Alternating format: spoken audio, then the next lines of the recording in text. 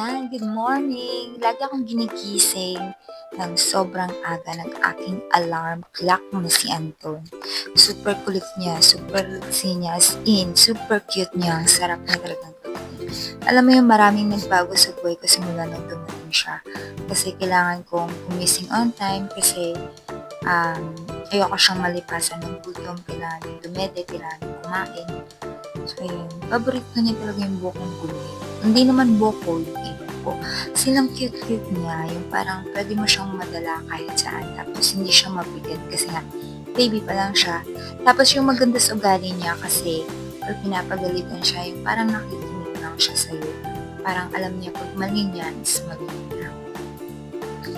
Super cute niya lang talaga. Kasi nakikinig siya sa akin. Tapos, yung maganda dyan, alam niya kung saan siya magpupupo, tas mag-iing. Yung hindi siya kung saan-saan nagkakalat. As in, super cute niya talaga.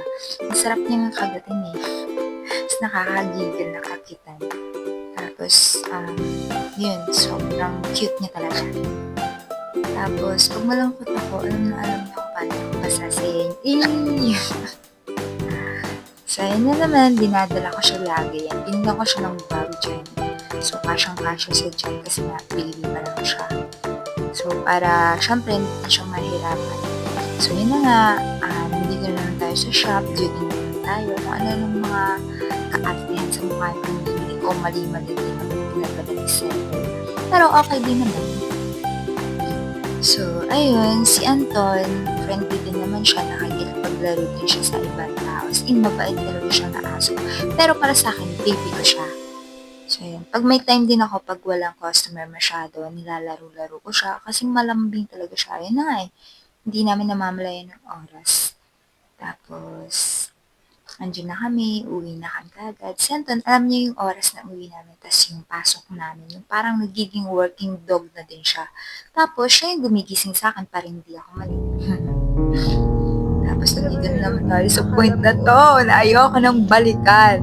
Kahit pa paano nababawasan yung sobrang bigat. Pero, ayun, ginagawa ko to kasi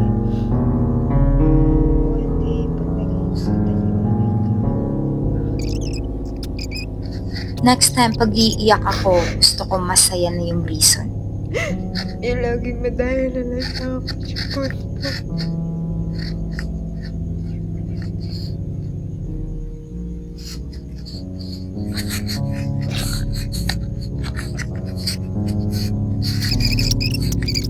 Ayoko nang balikan or makita yung ako na